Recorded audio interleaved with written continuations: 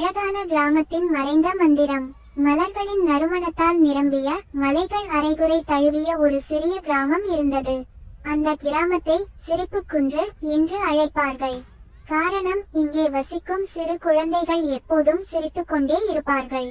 அவர்கள் சிரிப்பு காற்றில் கூட பறந்து கிராமத்தை முழுவதும் குளிர்ச்சியாக மாற்றிவிடும். காலை நேரங்களில் பனித்துளிகள் ஒளிர, அந்த பனி துகள்களில் குழந்தைகள் ஓடி விளையாடுவார்கள். அவர்களுக்கு ஒரு விசித்திரமான திறமை இருந்தது. அவர்கள் ஏதேனும் ஒன்றை தொடும் போது அது உடனே அழகான நிறங்களில் மாறிவிடும். மரக்கிளைகள் வண்ணத்து பூச்சிகளாக, மணல் மேடுகள் மலர்கொத்துகளாக, கூடவே காற்று கூட வானவில்லின் நிறத்தில் பளபளக்கும். இதை கிராமத்தினர் குழந்தைகளின் மந்திரம் என்று நம்பி மகிழ்வார்கள். ஒரு நாள் கிராமத்தின் நடுவில் நூற்றாண்டுகளாக நின்று கொண்டிருந்த பெரிய ஆலமரம் திடீரென்று இலைகளை உதிர்த்தது.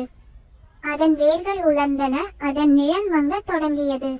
ஆலமரத்தின் நிலை கெட்டதோடு கிராமத்தின் நிறங்களும் மெதுவாக சுருங்க ஆரம்பித்தது. இதை பார்த்த குழந்தைகள் பயந்தும் கவலைப்பட்டும் ஓடிவந்தனர்.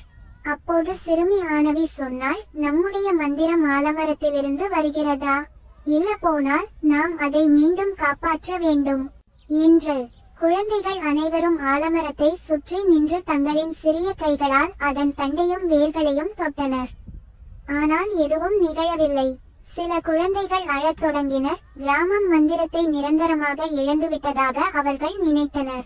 அவர்கள் பின்னோக்கி திரும்பும்போது ஆலமரத்தில் இருந்து திடீரென்று ஒளி கிளறத் தொடங்கியது. அந்த ஒளி குழந்தைகளின் மீது விழ, அவர்கள் உடல்களில் இருந்த ஒளிரும் வண்ணங்கள் மரத்தின் வழியாக மீண்டும் உயிர்த்தது போல பாய்ந்தன. அப்போது அவர்கள் உணர்ந்தனர், மந்திரம் ஆலமரத்தில் இல்லை, அது அவர்களுக்குள்ளேயே இருந்தது. ஆலமரம் அந்த மந்திரத்தை மட்டும் பிரதிபலித்தது. அன்றிலிருந்து கிராமம் மீண்டும் வண்ணங்களால் மலர்ந்தது. குழந்தைகள் உணர்ந்தார்கள், மந்திரம் என்பது சக்தி அல்ல, அது ஒரு நல்ல மனம், மகிழ்ச்சி, பகிர்வு.